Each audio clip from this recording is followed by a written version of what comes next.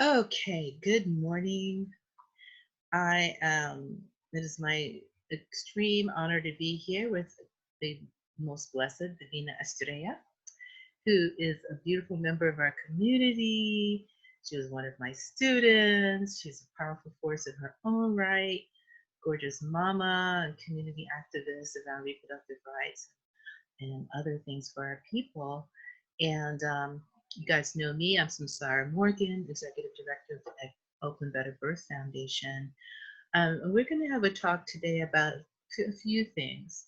As you know, we're trying to make our way through COVID-19, and I wanted to talk with Divina about her journey as a mama in the community, mama of a beautiful family. She'll tell you all about that in a little bit, and also talk further about just how we stand in the community right now as women of color, with a lot of heavy patriarchal and colonized forces being brought to bear on our reproductive decisions and our reproductive safety.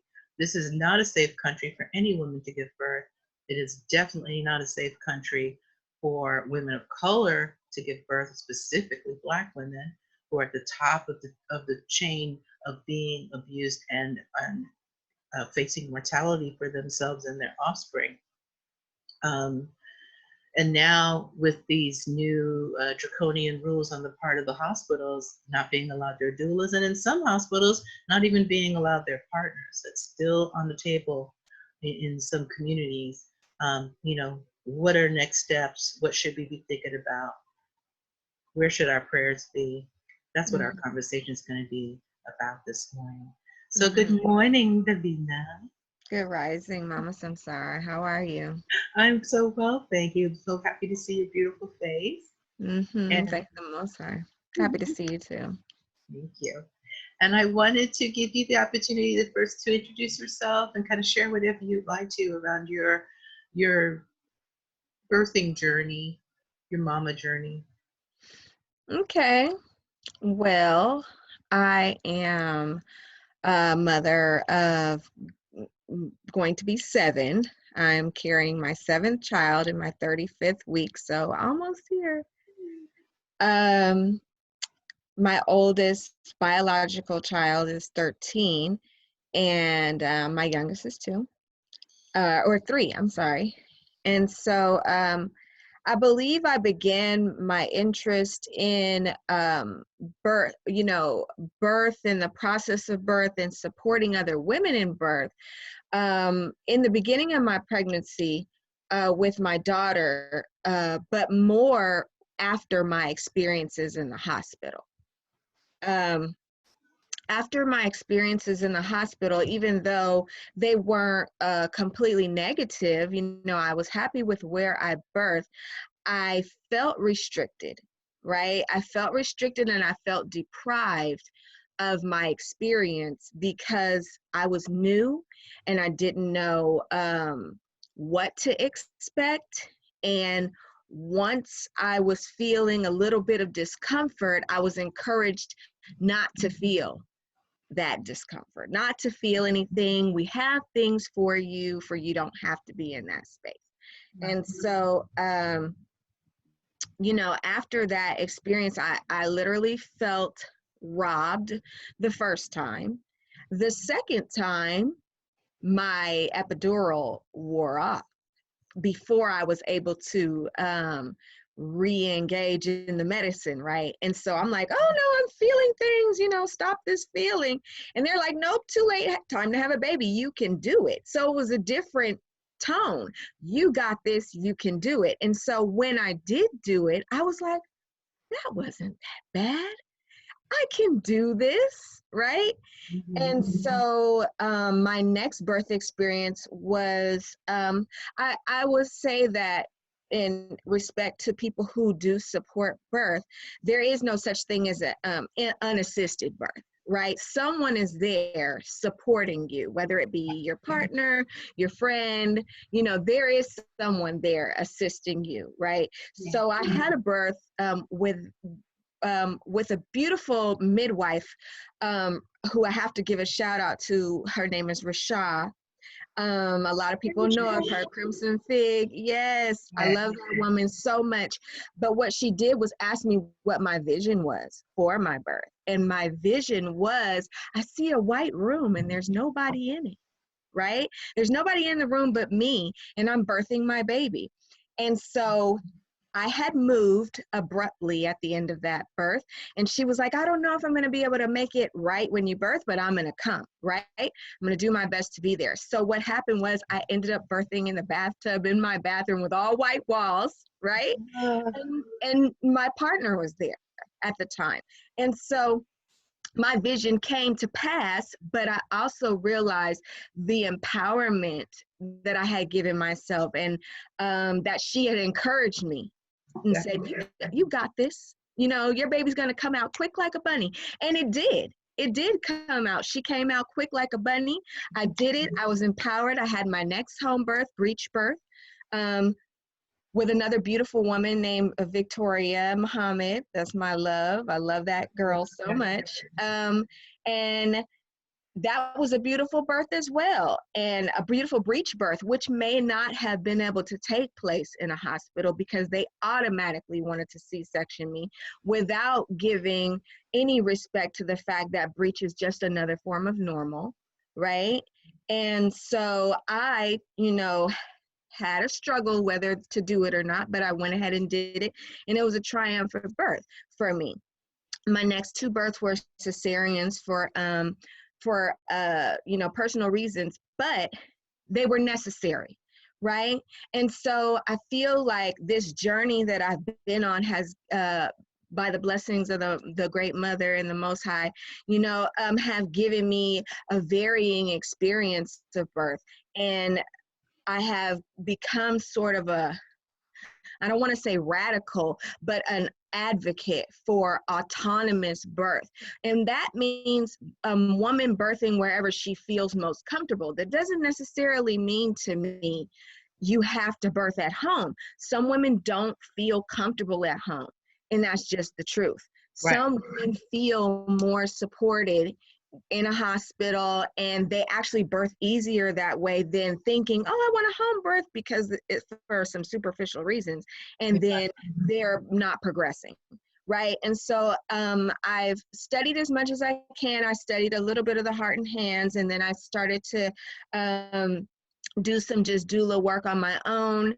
And then I came into contact with Mama Samsarah, who's such a beautiful mama doula, big mama doula, and has taken in so many young women in the community who have this passion for birth, and has mentored them and helped them get the certifications that they need, and all the education and experience that they need. And so that was a really beautiful time in my life as well. Mama Samsarah, thank you so much for thank you so much for everything that you've shared and all the experience that I've gained working with you as well. And then,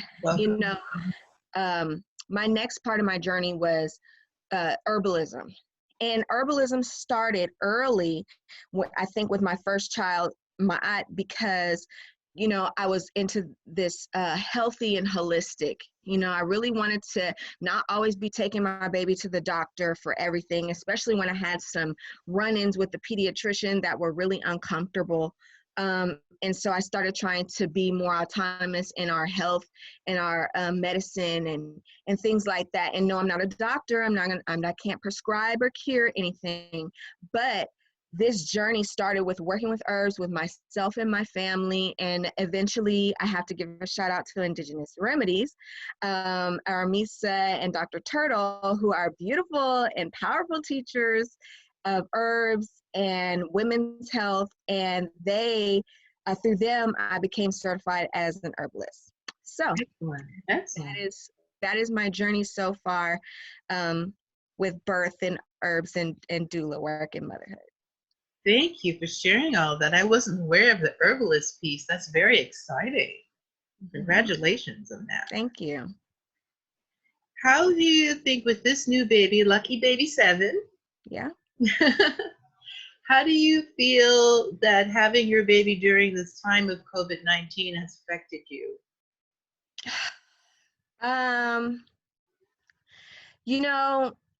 to be really honest, I can't say that it has affected me because of my experience. I can't say that it's been really much different for me, um, because I've had births on my own and, that kind of thing. But I can understand for other mothers how it can be very challenging Mhm. not to be able to have in-person appointments, not, you know what I'm saying, to be very concerned about what your birth is going to look like in the hospital. What is your support team going to look like? Is your partner going to be able to be there? All of those things. So for me, it's been pretty smooth. But I am concerned about other mothers who are birthing, going through the system at this time. What is your greatest concern for the other mamas at this time? When you think about it, what are you concerned about for them? Um, well, I'd have to say, especially for new moms, the lack of possible support, moms maybe that don't have partners.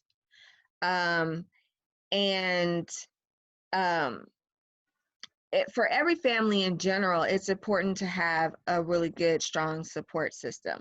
But the reality of it is not all of us have that luxury, right? And so I'm concerned about, you know, these things that they do in the hospital, these protocols that they have, the paperwork they push in your face, all the things that are happening when you're having a baby, happening all around you that normally happen, on top of there's being this fear driven kind of, it's already a fear driven model of care, I feel. Exactly. You Exactly. know what I'm saying? I feel like everything is erring on the side of caution. Everything is about what's the worst case scenario could happen. Now throw a pandemic in there on top of it, right? And so the pressure and the fear, energy, and all of this stuff that mamas are being put through while they're going into the institutions, I fear, I'm concerned, and my heart goes out for that the most. I won't say I'm in fear of it, but I will say that I wish better for them. Exactly right. Yeah. Exactly right. Because like even in your story, your first birth was like it was a lot you did not know, Mhm. and then you learned through the process of conscious mothering and being open, uh, Mhm. all of this. And so, of course, sitting as someone expecting the baby seven, you have that PhD knowledge, and having given birth in different ways in different settings, you have that kind of full spectrum knowledge about the Mm. process that even OBs, especially if they're male, don't have because Mm. they're never going to be pushing no babies out of their body.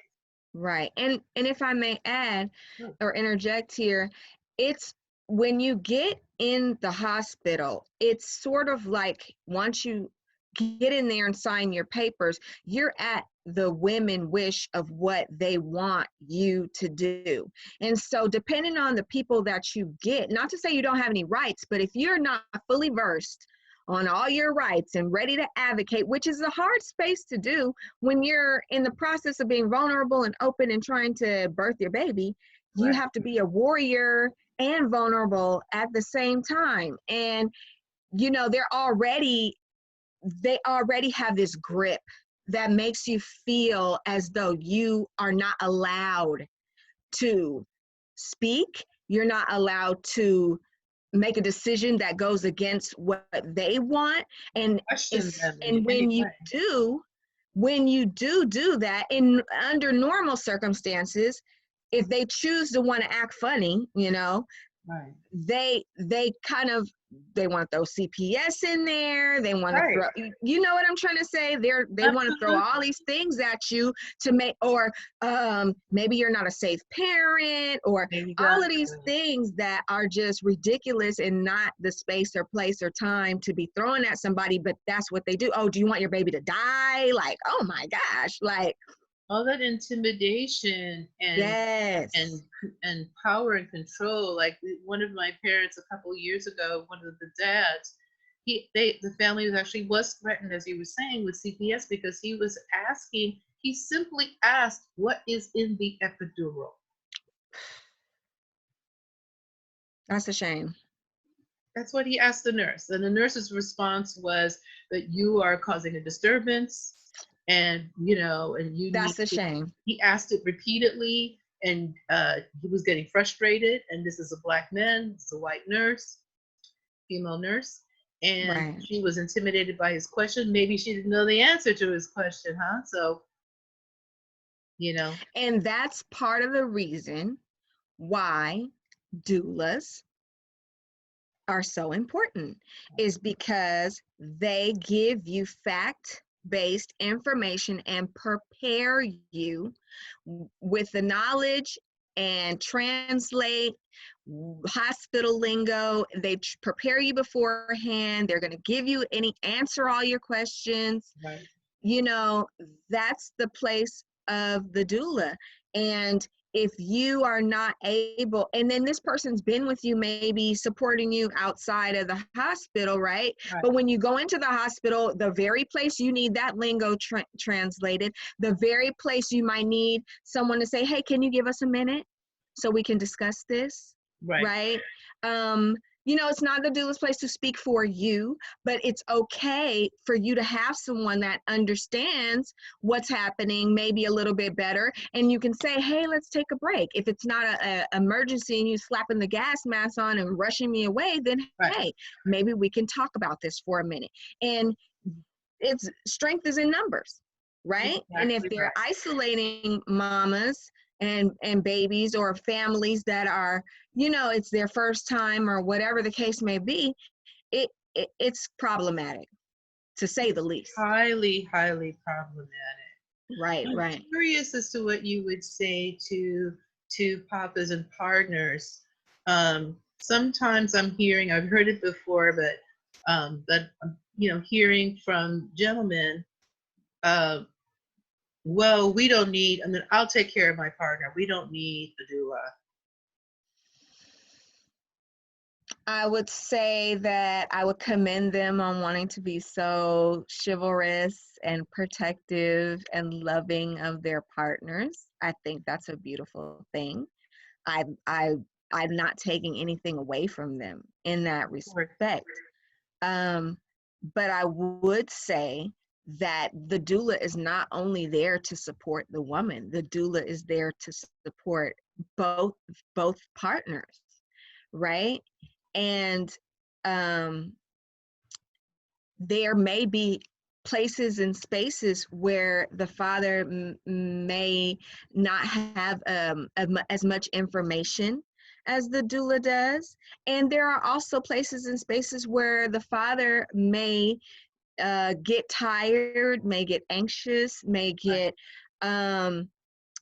fatigued, or whatever the case may be. And that's perfectly normal. Labor is a long process sometimes. It is emotional and it's intense. And if, whether you've been through it one time or a million times, every time is different, It's true. right? Very true. And so I would say to fathers, it's okay for you to have support as well. It's okay for you to accept someone else to be there as a buffer and as a a support An system. ally. An ally, perfect word, an ally. Because sometimes, well, one person's got to hold mom's hand, one person's got to, navigate the paperwork, or, it just works so much better when you have numbers, you know what I'm saying? And you have a team. I am a big team person. That must be my Libra moon. I am such a team person. I believe in teams. There's no I in team, and no one person is an island. Is that the saying? No one man is. You can't. No one person is a village, and it takes a village. It really does. And that's the next point that I wanted to move into. Thank you for your brilliance in bringing us there. In that, the way we give birth in this culture is very anti-human. It's not humane in any way, shape, or form. And generally, especially as our folks, coming from all the beautiful places that we come to make the Black and brown people of this country, and the indigenous folks who were here before their land was taken from them, it was always a community event when a baby was being born. Yes. Birthing person was never on her own. Yes. The The birthing family was never on their own. They were all surrounded by the love of their community. Some communities had the women going off to a specific birthing place. Meanwhile, preparations were being made back in the main village. It was a community event where everybody participated. Everybody was sending positivity. Everybody was sending love and light, calling their ancestors. And guess Yes. what? The people birthed abundantly, and Mm-hmm. and death was a very rare thing. Mm-hmm. And even men taking off the man to prepare him. And I think that is another missing piece that we Huge have right missing now. piece. Huge missing piece. Yes, and it's so needed, where not only, rites of passage for men is what is major for young men, but this is another. Becoming a father and becoming a husband is another rites of passage, Correct. right? That is completely missing, I think, in our society. And it goes back to colonization. It all kind of goes back to colonization. For so many hundreds of years, our women have had to be the man and the woman, right? They've had to be in these vulnerable and submissive and weak, or I wouldn't say submissive is weak. There's power in submission. That's just my Absolutely. However, Absolutely. we have to be in a vulnerable position and a warrior position at the same time. Simultaneously, yeah. Yes, simultaneously. And it's unbalanced. It's really unbalanced. And so I think that the men need strengthening as well. They need support. They need other mentors, men. You know what I'm saying? That's why I would love to see more male doulas.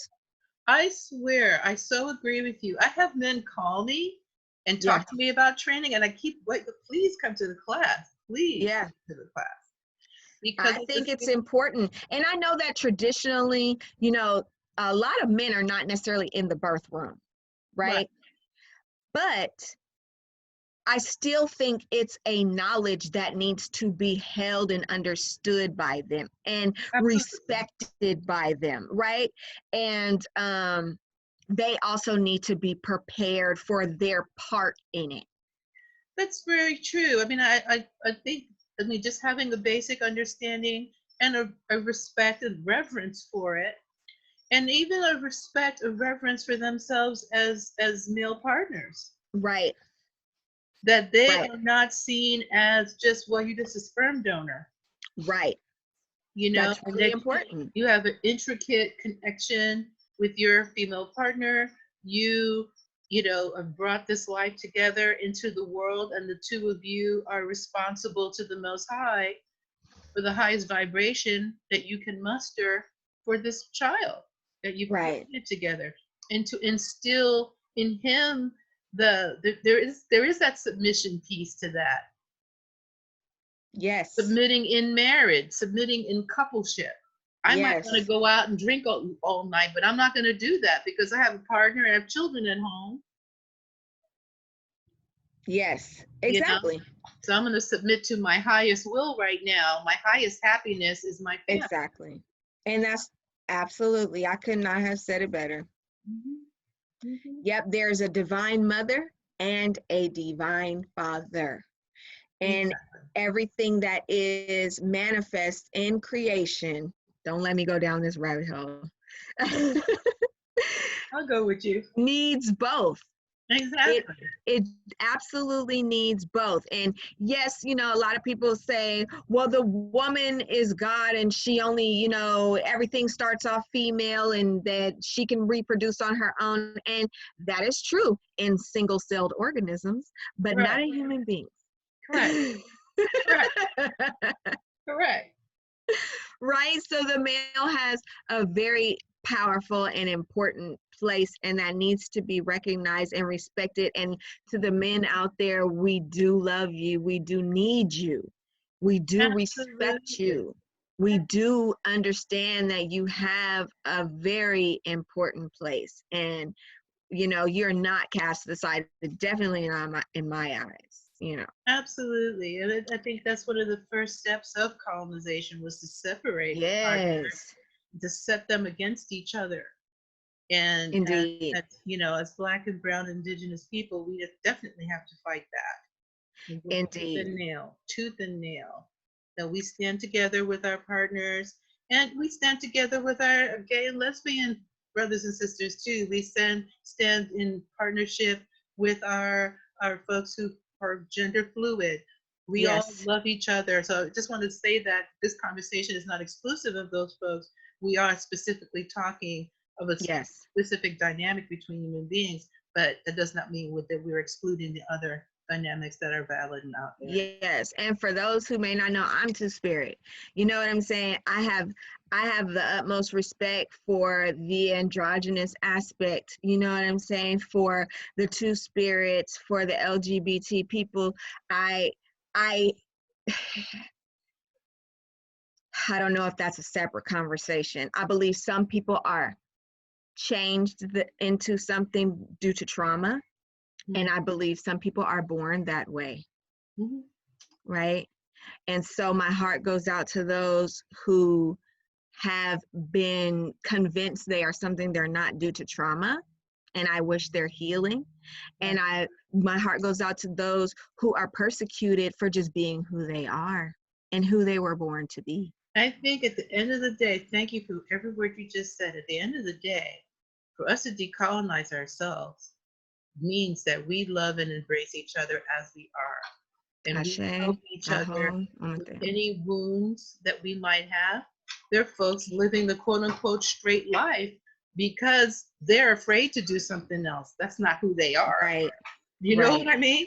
So we want to have that. We want to have that embrace in place, and just make sure that's part of this conversation too.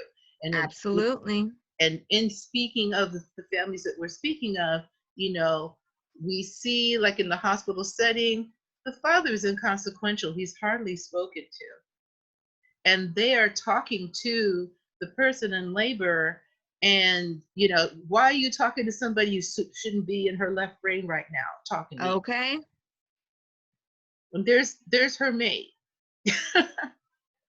Right. And that gives them a sense of importance, a place, a validity, right? Yeah. And being able to see your child come into the world, which is actually not traditionally a thing that folks do. It tends to be that women go off together with the women, and then the baby's brought back with great fanfare into the community. True. Blessed, father, gets to bless his child and to receive his child, and that this big hullabaloo for many days. Right. That's pretty much the standard. And then the birthing person, the mama, gets to be in seclusion, and she's with her baby, and she's visited by loved ones bringing her food and drink and nurturing. And it's another thing that's really that we're devoid of in this culture. When folks have their babies, they're on their own. Even if she's single mama, she's really on her own. Even if she has a devoted spouse or partner, it's the two of them. Or they feel like because you have a partner, you didn't need anything. Right. That happens. Yeah, they're set because they. Right. Because as much as, again, my heart goes out to single parents, right? There are people who are families that are struggling, and this whole nuclear family thing is a product of colonization. Absolutely. Because it takes a village. Just because you have, a single mom and they have their mother or their grandmother, or you have a couple and they have a partner, does not mean they don't need support, does not mean they don't need someone to come and maybe they have other children. It'd be nice if someone could come and, hey, pick up the children, take them to the park. Hey, maybe they got a dog, walk their dog. Hey, maybe leave a meal on the porch. Maybe come and sit and hold the baby so mom can take a shower or a long hot bath when it's time to take a bath. Yes, after the 40 days. But what a long hot shower, let the water beat on your back. Whatever the case may be, everybody needs a little extra hand and support. And especially when you have a baby. And this whole COVID thing also is going to limit that, Definitely. right? The people's willingness to reach out and give support. But I know I've been really blessed personally. I've had a lot of people, you are a moderate amount of people that come around and say, hey, do you need something? Hey, can I Right. come support you and buy some incense or something, you know, or a bath, or, you know, that's lovely. Support my crowdfunding campaign to, you know, pay my birth team, a little plug in Exactly. there. Yeah. You know, but all of those things count. All of those things are needed. You know, no one wants to feel isolated. And then you have women with postpartum depression. You know what I'm saying? You know, I feel like that can even happen to fathers. I feel I, like I'm fathers, sure it does. I'm sure it does. Because you see sometimes after the birth of a child, the male partner's energy shifts dramatically. There yes, might be abuse that wasn't there before. Yeah, we definitely need to spend a lot more time thinking and talking about and trying to heal that. yes. The pressure. You know, all of a sudden there's a pressure to produce extra things, extra diapers, extra food for the mom, because a lot of people don't realize that mom's still eating for two.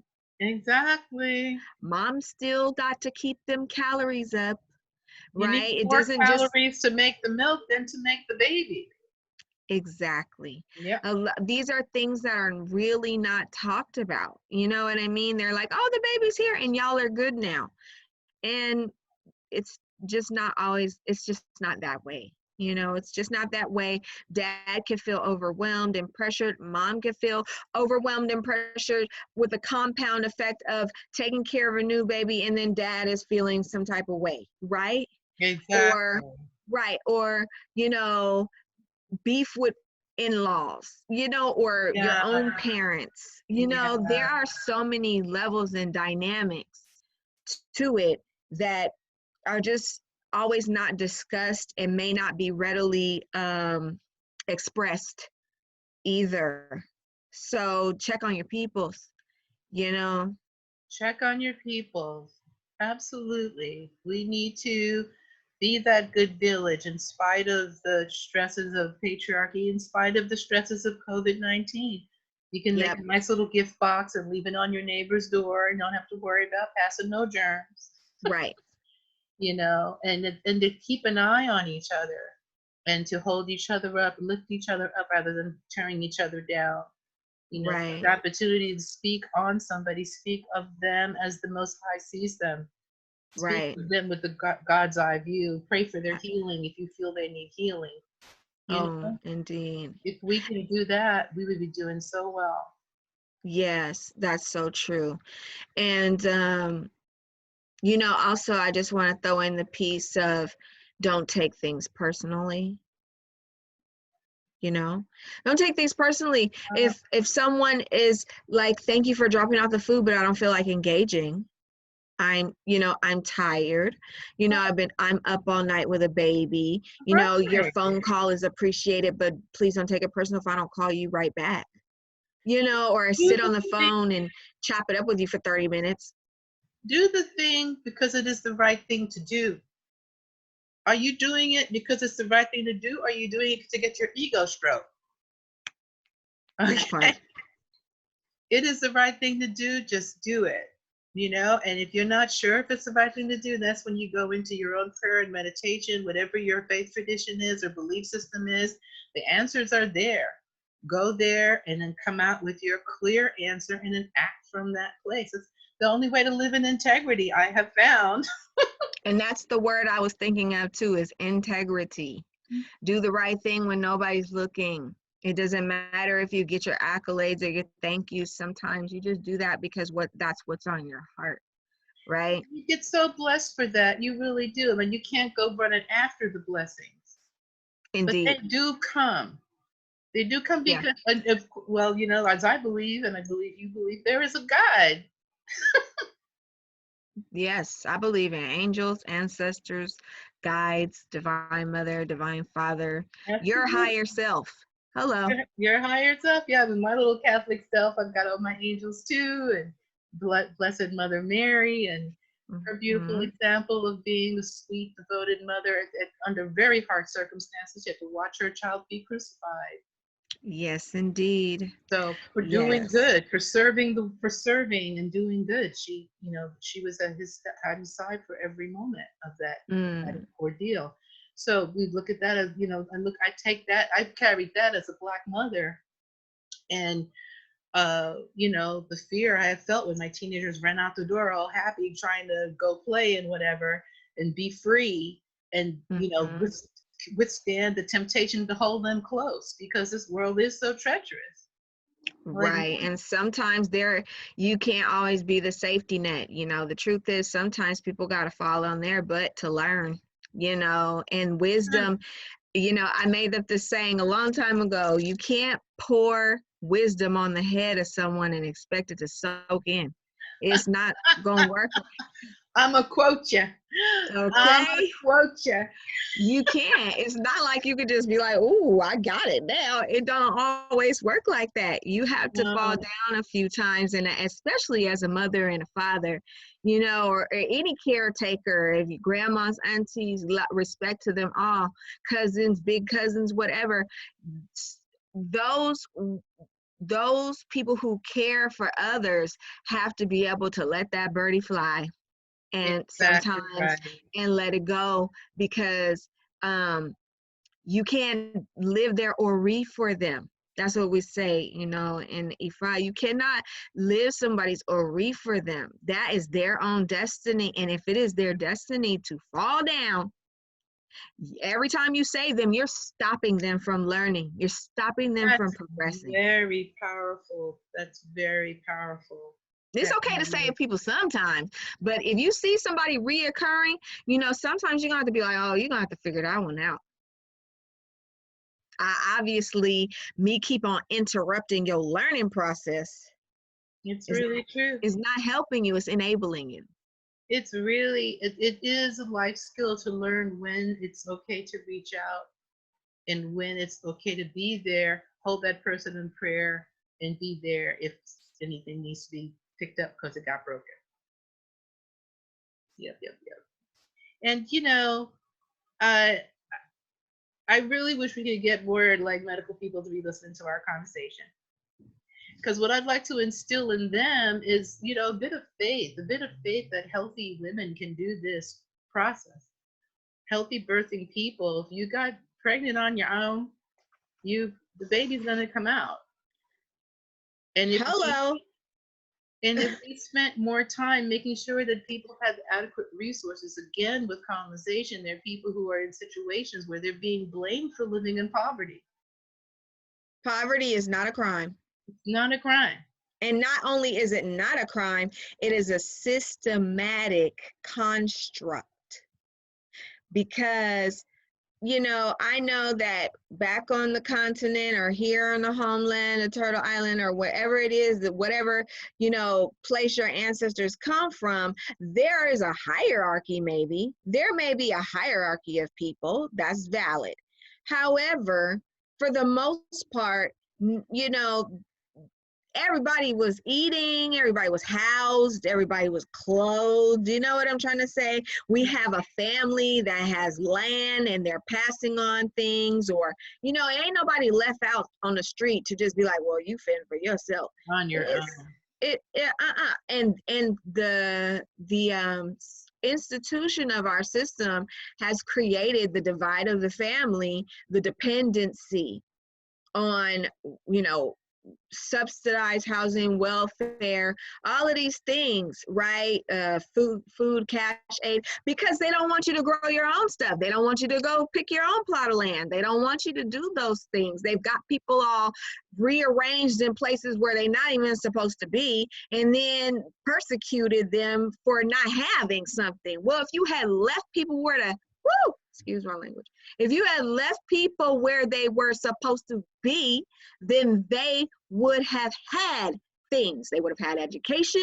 They Right. would have had support from A their lot of elders, land. Yep. land. They come on, they last names. Stop it! Stop it! Stop it! Stop it! They would have had knowledge of self, Exactly right. which is the most valuable thing. And when you take away a person's knowledge of self, you impoverish them instantly. Exactly right. Exactly. You're impoverishing them instantly. And so it's not a crime, it's a construct. Yeah. And it shouldn't be criminalized, especially, like I said, when people are fleeing war even, and they're coming out of their own country because you didn't bomb it, Right. right? Or because whatever the case may be, they're looking for, maybe their government isn't stable or whatever, and you're saying this is a free land, free country, but we already know it's stolen land, boo. First of all, we already know it's stolen land. But anyway, you're saying that this is a melting pot and this is welcome to immigrants, which most of these Europeans are immigrant, all of them, you know what I'm saying? Immigrants, and then y'all put up false government on stolen land for y'all to benefit from, but others can't come and benefit from it, or they're under some type of, umbrella of poverty, or you can't. I can't even. It's very infuriating. All of it is woven together. The birthing process, the food process, the medical industry, all of it is woven together, and it's all about people's greed. These colonizers and this false powers that be, their greed. Yep. Yep. And I'm just ready to take it all back. Give it all back, take it all back. But the truth is, the other flip of the coin is, are we really ready? A lot of people are comfortable in their houses. They're comfortable driving their cars. They're comfortable coming and flipping on the TV. They're not ready for revolution because they're not ready to die for it. So if you're really ready for the revolution, are you ready to go off grid? Are you ready to respect indigenous leadership? Are you really ready for that? Is indigenous people ready to lead? Like, there's a lot of levels. There's a lot of levels to it. You know what I'm saying? But I know that when you break it all down, there's races, and we're all in a race, I guess, as people, right? But there's only one human race. We're all flesh, blood. When you take the skin off of us, we're made of the same things. And we all need to respect our Mother Earth, the planet. Bottom line. And we need to learn to live in harmony. That's all that it really matters at the end of the day. The rest is politics, and I'm a queen who hates politics. I hate politics. But you're so lovely. I mean, you could, the dovetailing of it all is just so maddening, because it's like, yeah, we can hate politics, but everything you said was just straight political, right? That's just, you can't get around it. So in trying to live a human existence and trying to be a human being, you have to face all this negative politics that is preventing that free expression of ourselves. Because we live in a structure, and we're not going to get, it's immature and irresponsible to just ignore the fact that we still live in the construct. It's not realistic to not pay attention and just say, oh, well, I'm just gonna go live in the fairyland and in a perfect world. They come to your door and try to take you away. You don't even know what was the context in which this is happening, because you weren't watching what was going on, nor have participated in what could possibly stop that from happening to you and your family. Right. So you have to keep two visions and minds on at the same time. You have to have the utopia of what it should be and what it could be. That's that faith and hope piece, right? And that's the dreamer. And the dreamer, and then there are the people, and that's the beacon. It's like the beacon of light at the end of the tunnel, right? But you also have to be ready with the backpack, the boots, and ready to get in them heels, because I'm not going to be the ones raiding the grocery store. I'm going to be the ones trying to figure out how can I live in the cave, in the earth. You know what I'm saying? How can I get with my indigenous brothers and sisters, you know what I'm saying, relatives and family members? How can I, show respect on these levels? Because it's going to go down one day. Yeah. It's going down one day, and learn all you can. Learn how to skin an animal, learn how to grow your own food, learn how to build, learn these things, learn how to birth, learn about herbs, Right. learn these things.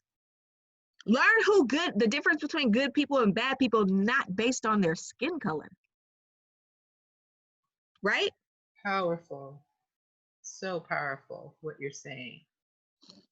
And you're bringing up another very important point, this thing about like, I'm very proud to be a doula. I've been a doula for 40 years. And every person, certainly every female should know how to assist another female in giving birth. Yes. You know? And I think we should all have that knowledge and information to be able to affirmatively assist each other in birth. And Yes. that's just part of being a woman. This is part of being a human. Yes. We I should agree. all have that basic information. And even the stratifying it, well, that's a doula, that's a midwife, even that is problematic. I've heard that. I've heard a couple of my sisters, Sumi, gonna give a shout out to Sumi. Hey, Gonna Sumi. give a shout out to my sister Juju, Angeles, because Hey, both of them, you know, have said to me, some of these women are considered traditional midwives and maybe only did 19 births. One of them was telling me about a sister they knew whose grandmother was considered a midwife. She only did 19 births. But the fact that she was participating in birth in a traditional way, the town recognized her as a midwife. And Sumi is like, you already a midwife. And I'm like, well, I'm not a midwife. But she was like, girl, you already know this stuff. You probably know more stuff than most, like you said, people in the hospital. And it's because I've been through it so many times. Now I'm still not, ready to call myself that, but I could proficiently support another person in birth, and I'm never afraid to learn more. I always have to be a student. You cannot be so arrogant and to say, oh, I got it, I know it all. And you don't know nothing then. Every birth teaches me. Every birth that I've ever attended, and I've attended a bunch. I shall, indeed. Teaches me, opens my heart in a different way, presents my own interpersonal work that I might have to do or confront. Birth is therapy. I think birth is therapy. Yes. Yes, indeed. Yes, indeed. You need to remain humble. I think that is the problem also with the medical establishments. They feel they know it all. There's nothing new for them to learn. And everything is solved by some shiny machine or some medication. And see, that's ridiculous, because the Creator has had us women doing exactly what we do. Our bodies do it naturally. There's no way you could police that or know more than that. You cannot know more than the Creator. They're trying. I know they are. They're trying. They've been trying. It's a big thing, to control the reproduction of women, specifically Black women, whether we were making babies to be slaves to be cogs in their industry, or now they really don't want us to have babies now, unless they can put a bunch of us in jail. Oh, Lord of mercy. And have shout out to Mama Lisa Davis, who was saying that. She was like, nope, we need to be able to do this. Like, you know what I'm saying? We need to be able to do this. You know what I'm saying? And shout out to Mama Shafia Moreau, who I also studied with, ICTC. And she was teaching us about the granny midwives. You know what I'm saying? How they were discredited for bringing their herbs and bringing stuff that, how can you say the Creator is wrong? The Creator put the herbs, the Creator made the woman. You know what I'm saying? How can you bring in a man in the shiny machines and all of a sudden we don't know what we're talking about? Oh, okay, well, you do it. And all of a sudden, people start dying. All those state government programs that got rid of our grand midwives, they did not improve mortality because they were not improving the poverty in which these people were living. So instead of lifting up those women for saying, wow, you guys were doing something amazing to have so many so many healthy children under the conditions that you were birthing them. Rather than learning from them, we're going Right. to come and teach you about being our antiseptic way. But we know what it's about. It isn't about improving outcomes, it's about making money. Right. It is about capitalizing and commodifying as much as they possibly can. And that's going to be their road to destruction at the end of the At day. the end of the day. At the end of the day. At the end of the day, you know, your money, you can't eat the money. You know, Right. your children will die too. Exactly. Unfortunately, you know, every child is beautiful, but your children will die too. Exactly. Because the way things are going, with the disrespect of the planet, one of the few good things to come out of everybody isolating in place is that this planet is recovering from having humans running around on it. I Right. cannot disagree.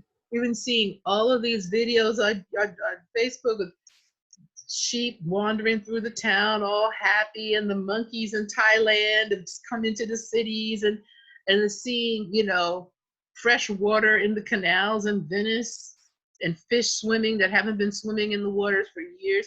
And it's just give us an attitude of like how quickly the planet can bounce back. People talk about, oh, you know, you got to save the planet. Like, no, we got to think about humanity. Humans will be gone. Mother Earth will be fine. Hello. And that's what people do not understand. She gonna slough us off like we some ants.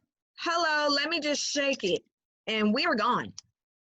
Mother Earth is going to be fine. I wrote a song about it. She's going to be fine, right? It's us who need to wake up and realize that we are the ones who are replaceable. Exactly. Some other kind of monkey can come and probably do it better than we've been doing it. Hey. We gotta think about that. Well, we need to realize we are divine spirit beings and start Exactly. behaving like that. Exactly. Behaving like we're in tune. And I get it that it's difficult because we got all these radio waves and the 5G and we have all these distractions is what it is. We have a lot of distractions that keep us, and it's done on purpose, I believe. I believe that it's biological warfare that and playing on our ego that Exactly. has distracted us. But if we can be quiet, if we can just sit with ourselves, which people have a really hard time doing, is really just sitting with themselves, meditating, focusing on ourselves. If that's all we focus on, the world would be a better place. We always worried about what somebody else is doing, you know, and we have this fear of missing out, or we want to judge somebody, or you'd be judged, right? We care about how cute we are, what people think about us, how much money we can make. But sometimes if we just focus on being a better person and working within our higher self and our integrity, the world would change and be a better place, and realize that it's all connected through the collective consciousness. From the small ant to the biggest elephant, the whales, we're all connected right through the water, through the air, fire, earth. If people will respect that and respect themselves in connection with it, the world will be a better place. Absolutely. Absolutely. It is such a pleasure to hear you in your power. It's just so lovely. Oh, thank you for having me. I'm honored that you chose me to sit and talk with for a second. Absolutely. And I also want to call, you know, we're going to move towards wrapping up, but I wanted to just ask you briefly, like, if you had any, other than what you said may have been enough. So if you feel that's enough, then you let me know. But for other, you know, pregnant sisters right now most of us are going through the medical process. What words of wisdom would you want to share with them with regard to their energy and their birthing? I would say be informed. I would say that your best defense is knowledge, right? Is the more knowledge that you have of your birthing process, of your personal health, of what it looks like to have a baby in the hospital, you know, what things you might go through, and what your rights are, right? And also not be combative, be patient, And always know that, like I said, unless they're slapping a gas mask on you, and if they're giving you a choice, then you have a moment. You have the right to say, give me a minute to think about that, and take some time and make a phone call to your doula, do a video call if she can't be in the room, have your partner there, your mother, or whatever your birth support person is. That's really important, is just try to not make any snap decisions or make any decisions based in fear. Absolutely. That's the key point. Decisions made in fear are the decisions you always come to regret. Right. Always, always. So I Mm-hmm. want to And look. eat good and drink lots of water and take good care of Yes, 100 grams of protein yourself. every day, lots of And rest. water, meditate, pray, Stay healthy. whatever way that looks for you. Then meditation, prayer, dancing, singing, and focusing on the highest vibration that you can. Yes, and ask your ancestors. Really tap into your great grandmas and grandpas and aunties and whomever it is that is on the other side. Light a candle for them, put a glass of water, and really just ask them to be with you through this process, because if you know, they love you, believe that they're with you if you pay attention to them. And so just trust, have faith, no fear, have faith. There you go. There you go.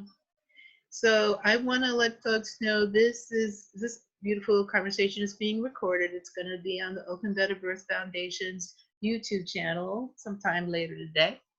Um, our beautiful sister Divina is crowdsourcing to help pay for her uh, beautiful home birth of baby number 7. And I would really love for folks to be supportive as best they can. We're going to post under the video the link to the GoFundMe. I'm going to try to remember, I'm going to watch the video again and try to tag all the people that we gave shout outs to so that they can get their props, because we're so fortunate here in the Bay Area. We have the most, in my opinion, the most conscious and amazing birth workers of color just plugging away for the birth community here. So we always do want to give them a shout out and Yes, support for indeed. the work that they're doing. Um, Yes. so thank you again, my dear. Please Thank you. give my love to your husband and kiss all the babies. And I can't wait to be by your side when you have baby number 7 and support you in any way that I can. And I'm honored to be part of your village. Thank you so much. And one more mini shout out. Thank you to Victoria, my sister Victoria Wanji Ile Harris, for putting together the crowdfunding, and Khalifa Consulting, her business Khalifa Consulting. Thank you so much. And thank you so much again, Mama Samsarah, for having me and for sharing some words with me and for being a part of my birth team. Yay. Be well, sweetie. Talk Okay, again thank soon. you. Be well. Peace and blessings. Bye-bye. Oh.